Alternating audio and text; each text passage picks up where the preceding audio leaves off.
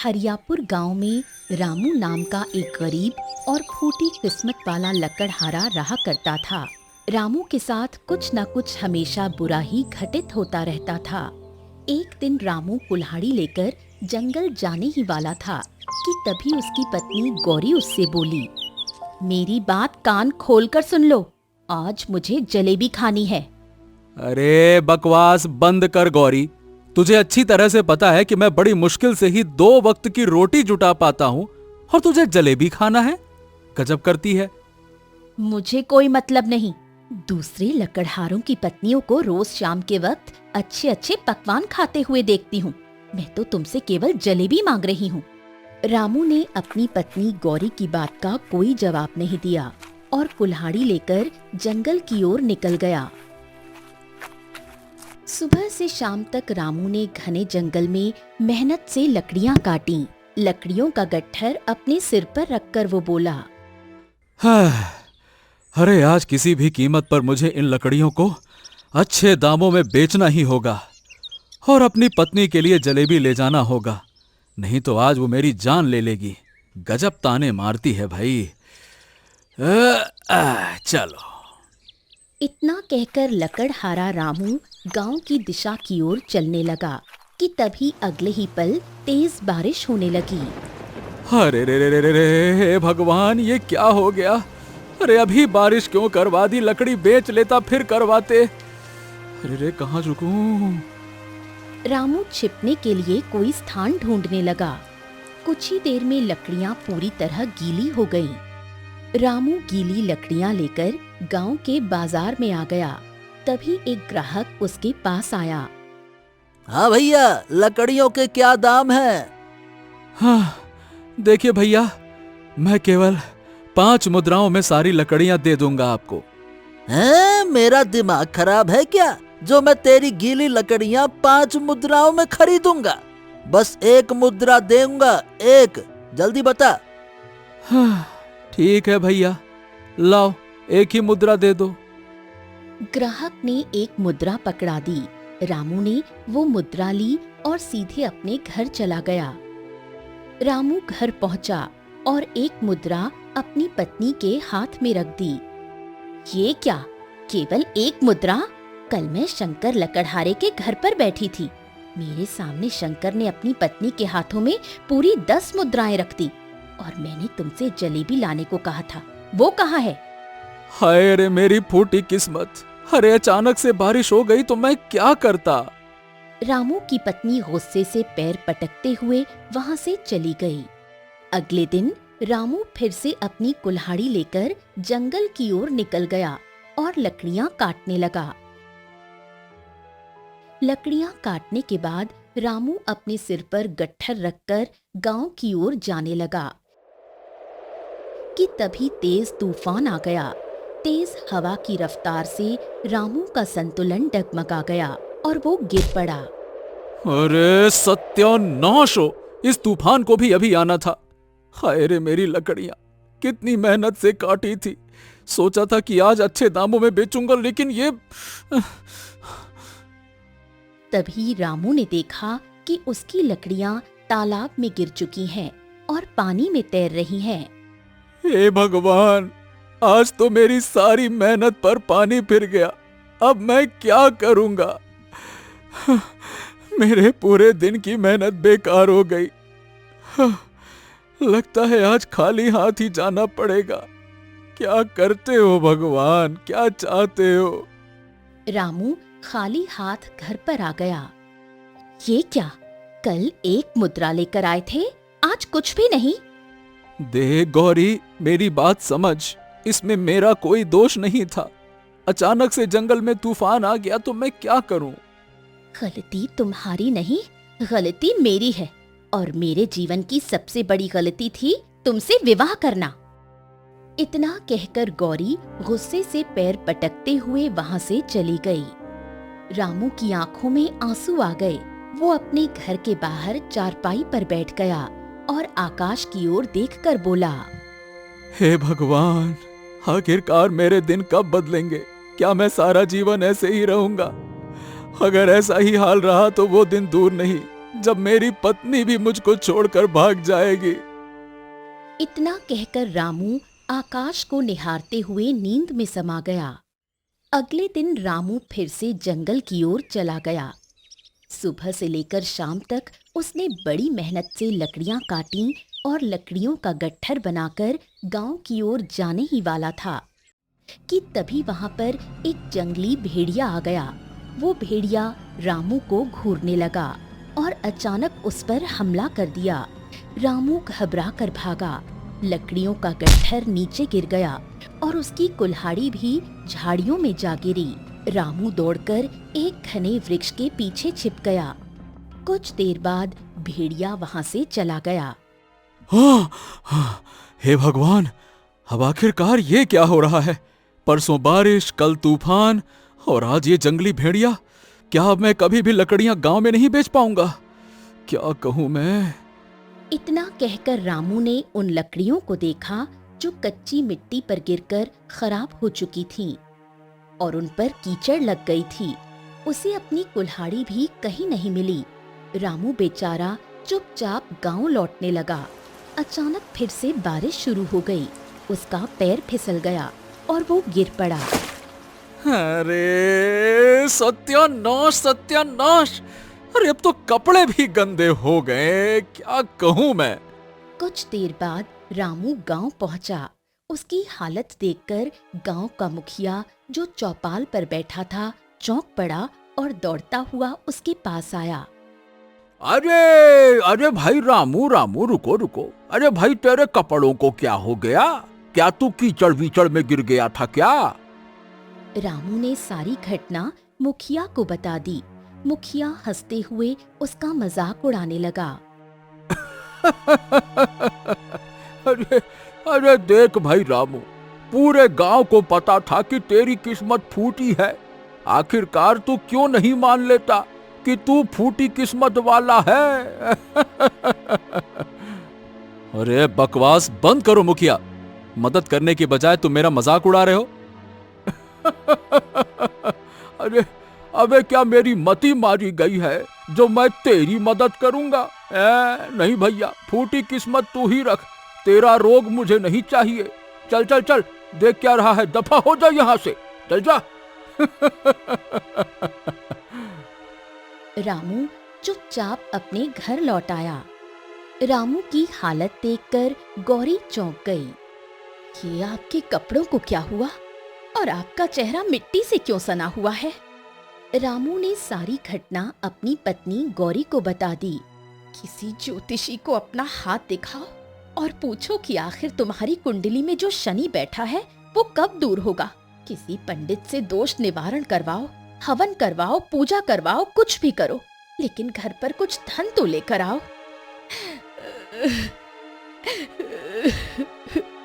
ये कहकर गौरी फूट फूट कर रोने लगी। अगले दिन रामू सीधे जमींदार की हवेली जा पहुंचा। उसने जमींदार को सारी घटना बताई और कहा, जमींदार जी, मुझे इतना कर्ज दे दो कि जिससे कि मैं कुल्हाड़ी खरीद सकूं।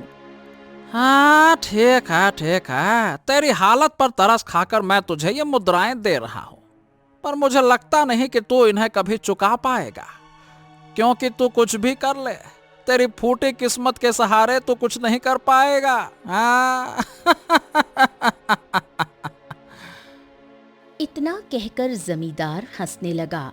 रामू क्रोधित होकर हवेली से बाहर निकला और बाजार से एक नई कुल्हाड़ी खरीदकर दोबारा जंगल चला गया।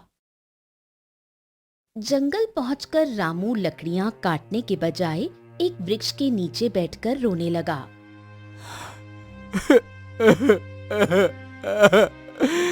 अरे अब तो सारा गांव मेरा मजाक उड़ाने लगा है। पता नहीं मेरा जीवन कब तक इसी तरह कटेगा। क्या करूं मैं, क्या करूं, क्या करूं, क्या करूं? तभी रामू की नजर सामने एक साधु पर पड़ी। अरे जब भी जंगल में आता हूं तो इन्हें तपस्या में लीन ही देखता हूं। आज क्यों ना अपनी किस्मत के बारे में साधु महाराज से ही पूछूं। इतना कहकर रामू साधु के पास गया। साधु ने आंखें खोल ली और कहा, क्या हुआ पुत्र? तुम्हारे चेहरे पर चिंता की लकीरें झलक रही हैं। रामू ने तुरंत अपना हाथ आगे बढ़ा दिया। साधु महाराज, मेरे हाथ की रेखाएं देखिए ना, बताइए मेरी कुंडली में जो दोष है वो कब समाप्त होगा? अब तो सारा गांव मेरा मजाक उड़ाने लगा है। इतना कहकर रामू ने सारी घटना साधु को बता दी। साधु गंभीरता से उसका हाथ देखकर बोला, तुम्हारे हाथ की रेखाएं तो बहुत भाग्यशाली हैं। तुम्हारी कुंडली में भविष्य में राजयोग लिखा है। तुम राजा बनोगे, राजा। ये सुनकर रामू चौंक गया और साधु को देखने लगा। फिर अचानक जोर से हंस पड़ा।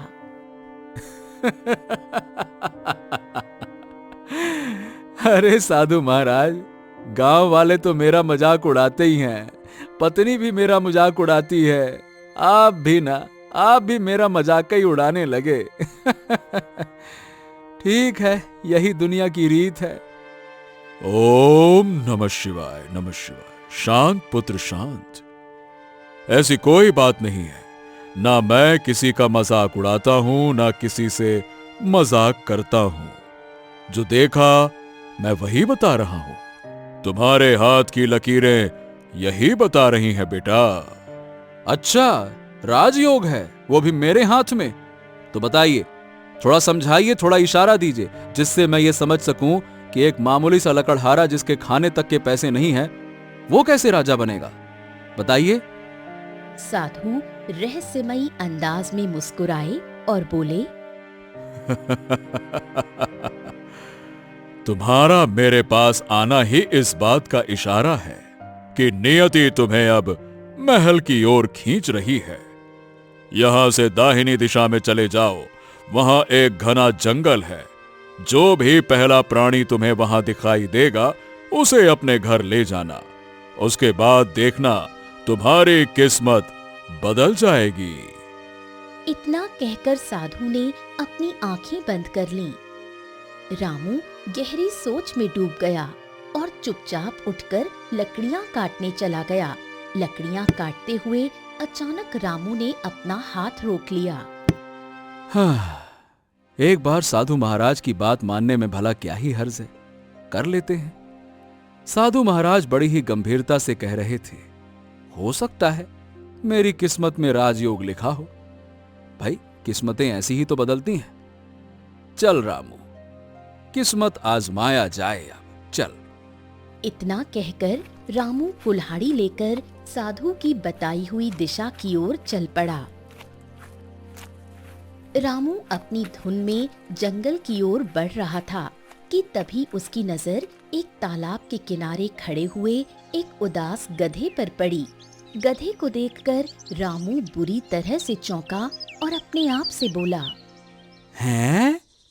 हे भगवान, ये तो एक गधा है। अरे अरे अरे अरे, मेरी मति मारी गई थी जो मैं तालाब की ओर देखने लगा।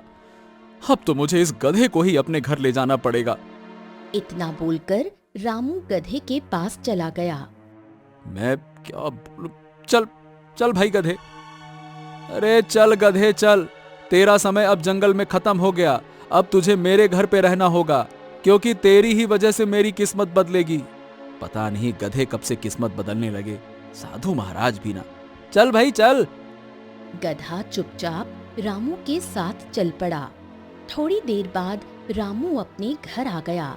गधे को देखकर रामू की पत्नी गौरी चौंक गई। ये गधा कहाँ से उठा लाया? क्या आप धोबी हो? रामू मुस्कुराते हुए गौरी को सारी घटना बताने लगा। ये सुनकर गौरी क्रोधित हो गई। हे भगवान, अब तो मुझे पूरी तरह से विश्वास हो गया है कि आपकी तकदीर कभी नहीं बदलने वाली। इस गधे को उठा लाए सिर्फ उस साधु की बात पर विश्वास करके। अरे उसने तो जरूर आपका मजाक उड़ाया होगा। अरे नहीं गौरी, साधु महाराज ने बहुत ही गंभीरता से मेरे हाथ की लकीरें देखकर कहा था, तो मैंने कहा ले चलते हैं। तो अब तो मुझे बताइए कि ये गधा तुम्हारी किस्मत कैसे बदलेगा? वो तो मुझे नहीं पता। काश आपकी नजर शेर पर पड़ जाती। इतना बोलकर गौरी चली गई। रामू गधे की ओर देखकर बोला, हाँ, ए गधे भैया, मेरी पत्नी की बात का ना बुरा मत मानना। क्या है कि खराब समय होने की वजह से थोड़ी सी चिड़चिड़ी हो गई है, थोड़ा दिमाग खराब हो गया है उसका। लेकिन वो हमेशा से ऐसी नहीं थी, बहुत अच्छी है वो।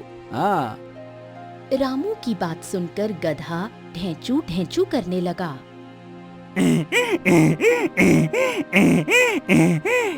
अरे अरे अरे, इतना जोर जोर से काहे ढेचुआ रहे हो? ऐसा लग रहा है जैसे मेरा एक एक शब्द समझ रहे हो। देखो भाई, घर से बाहर मत निकलना, यहीं रहना है ना। चलो सोया जाए। रामू ये कहकर सो गया। लेकिन आधी रात को अचानक गधा तेजी से भागता हुआ जमींदार के खेत में घुस गया और कुछ ही देर में उसकी सारी फसल खराब करने लगा। जमींदार का नौकर जो खेत में पहरा दे रहा था, गधे को देखकर चौंक गया और भागते हुए बोला, अरे तेरा सत्यानाश जाए गधे, तूने जमींदार की फसल की ऐसी की तैसी कर दी। अरे तेरी वजह से मुझे मार खानी पड़ेगी, क्योंकि रात की रखवाली की नौकरी तो मेरी ही थी ना। गधा कहीं का, चल भाग यहाँ से, भाग। लेकिन गधा दौड़ता हुआ चुपचाप रामू के घर की ओर भागा और उसके घर में घुस गया। अगले दिन जमींदार जब अपने खेत में आया तो उजड़ा हुआ खेत देखकर बुरी तरह से चौंक गया। गुस्से में उसने नौकर से कहा, अरे तो खेत की रखवाली तेरे जिम्मे थी ना, तो आखिरकार खेत में तेरे होते हुए जंगली जानवर कैसे घुसा, ये बता तू। मालिक, मैं तो जंगल की ओर नजर रखे हुए था, लेकिन ये जानवर जंगल से नहीं बल्कि गांव से आया था। जब मैंने उसका पीछा किया तो वो सीधा रामू के घर में घुस गया। हैं? रामू के घर में? क्या रामू ने अपने घर पर शेर, चीते, भालू पाल रखे हैं क्या? नहीं मालिक, वो एक गधा था। सुना है कि रामू एक गधा लेकर आया है। क्या? एक गधा दूसरे गधे को लेकर आया है? ये क्या बात कर रहा तू? चल मेरे साथ तू रामू के घर पे चल। जमींदार अपने नौकर के साथ गुस्से में रामू के घर आ पहुंचा। उस समय रामू कुल्हाड़ी लेकर जंगल जाने ही वाला था। अरे ओ रामू! हे रामू, तेरे गधे ने मेरे खेत का सत्यानाश कर दिया है। इतना नुकसान कर दिया है कि उसकी भरपाई कौन करेगा? तेरा बाप करेगा, हैं? क्या? अरे ये क्या कह रहे हो जमींदार जी? सही कह रहे हैं जमींदार, मैंने अपनी आंखों से देखा था। एक गधा अचानक से खेत में घुस आया और उसने खूब तबाही मचाई। फिर जब मैंने उसका पीछा किया तो वो तेरे घर में घुसा है। हाँ। देखिए जमींदार जी, मुझे नहीं मालूम कि ये सब रात में कैसे हुआ, ये कब निकल गया, मुझे कुछ नहीं पता। अरे कुछ नहीं पता तो पता रखना चाहिए ना। आज तो मैं तुझे माफ कर रहा हूँ, लेकिन अगली बार अगर तेरा गधा मेरे खेत के आसपास भी दिखाई दिया, भूसंड बना दूंगा मार मार के उसका मैं। हाँ। ये कहकर जमींदार अपने नौकर के साथ वहां से चला गया। देखा तुमने, तुम्हारे गधे ने आते ही सत्यानाश करना शुरू कर दिया। आज जमींदार के खेत में घुसा है, कल मुखिया के खेत में घुसेगा, परसों किसी और के। पूरा गांव तुम्हें मिलकर मारेगा। मैं कहती हूँ अभी इसे जंगल में फेंका। उस साधु ने तुम्हें मूर्ख बनाया है। अरे गौरी, कुछ दिन इसे घर में रहने देते हैं ना। एक काम करता हूँ, मैं जंगल में लकड़ियां काटने जा रहा हूँ, इसको भी साथ ले जाता हूँ। चलो। रामू अपने गधे को लेकर जंगल चला गया। उसने मेहनत से लकड़ियां काटी और उन्हें गधे की पीठ पर रख दिया। हाँ तो देख गधे भाई, बात यह है कि तुझे मैं साधु महाराज के कहने पर लाया था, लेकिन कल जो तूने जमींदार के खेत में हरकत की है ना भाई, आइंदा मत करना। अगर दोबारा ऐसा करेगा तो जमींदार मुझे पीट पीट कर बुरा हाल कर देगा मेरा, और तेरा क्या करेगा वो तो मुझे पता भी नहीं। समझ रहा है ना? चल अब देख क्या रहा है, चल चल चल चल। रामू कुछ दूर ही चला था कि अचानक गधे ने लकड़ियों का गट्ठर गिरा दिया। लकड़ियां सीधी तालाब में जा गिरी। अरे जी करता है कि डंडे से मार मार कर तेरा बुरा हाल कर दूं, गधे कहीं के नालायक। लेकिन क्या ही करूं, एक तो है बेजुबान प्राणी, चाह कर भी मार नहीं सकता। पूरे दिन की मेहनत पर पानी फेर दिया इस गधे ने। रामू गुस्से से गधे को लेकर वापस अपने घर आ गया। क्या हुआ, आज भी लकड़ियां लेकर नहीं आए? रामू ने सारी घटना गौरी को बता दी। तुमसे तो बात करना ही बेकार है। गलती गधे की नहीं, तुम्हारी फूटी किस्मत की है। रात को जब रामू सोया, गधा चुपचाप निकल गया और सीधा फिर से जमींदार के खेत में घुस गया। उसने फसल को तहस नहस कर दिया। इत्तेफाक से नौकर ने उसे देख लिया और डंडा लेकर गधे के पीछे दौड़ पड़ा। गधा फिर से भागकर रामू के घर में घुस गया। अगले दिन जमींदार गुस्से में अपने नौकर के साथ रामू के घर आ पहुंचा। उस समय रामू जंगल जाने की तैयारी कर रहा था। अरे ओ रामू, अरे तेरे गधे ने कल फिर से मेरी सारी की सारी फसल खराब कर दी। मैंने तुझे कहा था ना। जमींदार जी, देखिए मुझे क्षमा कर दीजिए, गलती हो गई। क्षमा करने से काम नहीं चलेगा। तेरे गधे ने जितना नुकसान किया है उसकी भरपाई तू करेगा। आज रात से तू मेरे खेत में काम करेगा और मैं तुझे एक फूटी कौड़ी भी नहीं दूंगा। हाँ। अरे आप ये कैसी बात कर रहे हैं जमींदार जी? अगर मैं आपके खेत में काम करूंगा और आप मुझे कुछ नहीं देंगे तो मेरा घर कैसे चलेगा? वो सब मुझे नहीं पता। आज रात खामोशी से मेरे खेत में आ जाना, वरना तेरा क्या हाल कर सकता हूं यह बताने की जरूरत नहीं है। समझ गया ना? आ ही जाना। चल रे। ये कहकर जमींदार अपने नौकर के साथ चला गया। जमींदार के जाते ही रामू ने गुस्से में एक डंडा उठाया और गधे को मारने ही वाला था कि अचानक उसके हाथ रुक गए। आखिर क्यों? जमींदार की फसल मैंने जानबूझकर खराब की है रामू। इसके पीछे मेरी एक योजना है। गधे के मुंह से इंसानी आवाज सुनकर रामू चौंक गया। वो डरते हुए घर के अंदर भागा और सारी घटना अपनी पत्नी को बताई। क्या वास्तव में इसने इंसानी आवाज में बात की? हाँ गौरी, वास्तव में। गौरी रामू के साथ गधे के पास आ पहुंची। तुम्हारे पति से ही कह रहा हूँ। हे भगवान, ये क्या देख रही हूँ मैं? रामू, जाकर इस गधे को जंगल में छोड़ाओ। पता नहीं ये कौन है। ये गधा नहीं, जरूर कोई राक्षस या पिशाच है। नहीं, मैं ना कोई राक्षस हूँ और ना ही पिशाच। तो फिर तुम हो कौन? अगर मैं तुम्हें खुद बताऊंगा तो तुम यकीन नहीं करोगे। इसीलिए चाहता हूँ कि तुम आज रात मेरे साथ जमींदार के खेत चलो और मेरी मदद करो। नहीं, मैं जमींदार के खेत में नहीं जाऊंगा। ओहो, तुम्हें वैसे भी वहां जाना ही पड़ेगा। जमींदार तुम्हें धमकी देकर गया है। गौरी ने गधे की आंखों में गहरी उदासी देखी और उसके मन में अचानक करुणा जागी। न जाने क्यों मुझे लगता है हमें गधे की बात माननी चाहिए। हैं? हाँ, पहली बार तुमने कुछ कहा है गौरी। तुम्हारी बात मैं जरूर मानूंगा। ठीक है, मैं चलूंगा।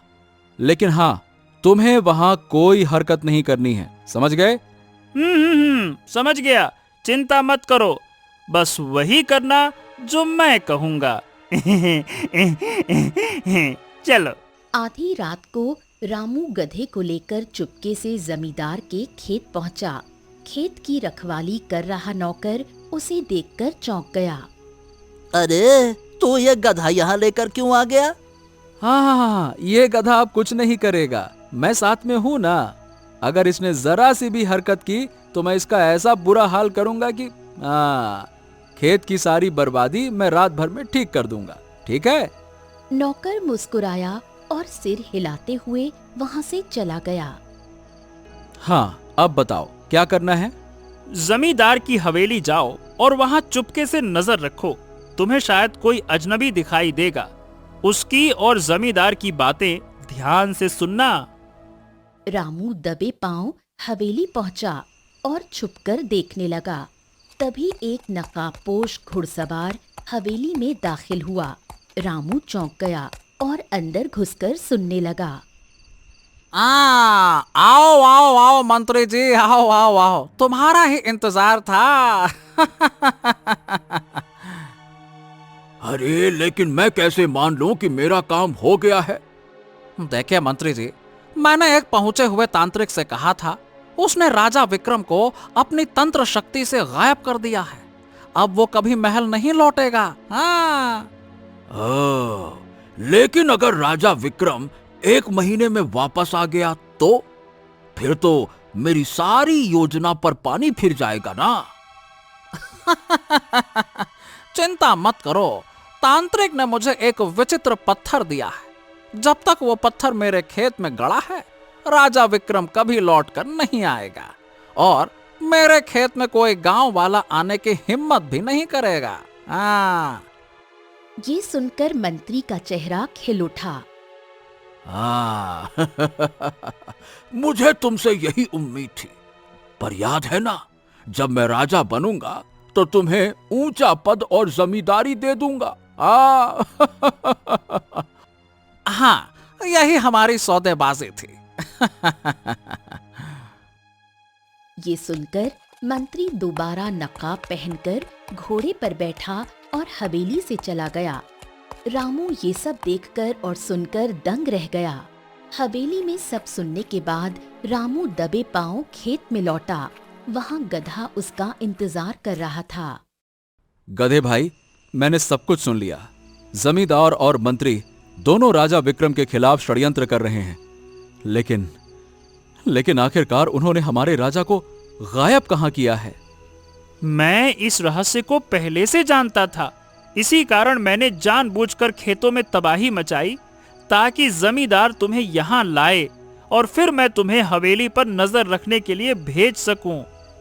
ओ, मतलब तुम सब कुछ पहले से जानते थे? हाँ, अगर तुम्हें अपने राजा को बचाना है तो अब एक ही रास्ता है, उस खेत में दबे हुए पत्थर को ढूंढना। रामू का दिल जोर जोर से धड़कने लगा। हाँ, अगर मामला मेरे राजा की जान का है तो मैं पीछे नहीं हटूंगा। मंत्री की शक्ल से ही झूठ झलक रहा था। अगर वो राजा बन गया तो सारी प्रजा मुसीबत में पड़ जाएगी। मैं खोजूंगा उस पत्थर को, चिंता मत करो। पूरी रात रामू खेत में इधर उधर तलाश करता रहा। अंधेरे में मिट्टी खोदता, घास उलटता और उम्मीद लगाए रहा। आखिरकार सुबह की पहली किरण में उसकी नजर एक अजीब पत्थर पर पड़ी जो रंग बिरंगी किरणों से चमक रहा था। हाँ, यही है वो पत्थर। हाँ, यही वो शापित पत्थर है। अब इसे लेकर चलो साधु महाराज के पास। रामू गधे को साथ लेकर सीधा उस साधु के पास पहुंचा, जिसने उसे गधे के बारे में बताया था। उसने पूरी घटना सुनाई और पत्थर साधु को सौंप दिया। देखो रामू, इस पत्थर में असीम तांत्रिक शक्ति है। अब देखो इसका अंत। ओम। साधु ने पत्थर को जमीन पर रखा और मंत्रोच्चार करने लगा। अचानक पत्थर से चिंगारियां उठी और आग की लपटें फूट पड़ी। देखते ही देखते पत्थर राख में बदल गया। तभी जमीन हिल गई और रंग बिरंगी रोशनी के बीच गधा बदलने लगा। हे भगवान, ये क्या हो रहा है? और अगले ही पल गधे की जगह एक वृद्ध लेकिन तेजस्वी राजा खड़े थे। वही राजा विक्रम। राजा विक्रम? तो इसका मतलब आप ही गधे के रूप में थे। देखा रामू, मैंने तुमसे पहले ही कहा था ना कि तुम्हारी किस्मत में राजयोग लिखा है। मैं अभी तक कुछ समझा नहीं साधु महाराज। बात बहुत साधारण है रामू।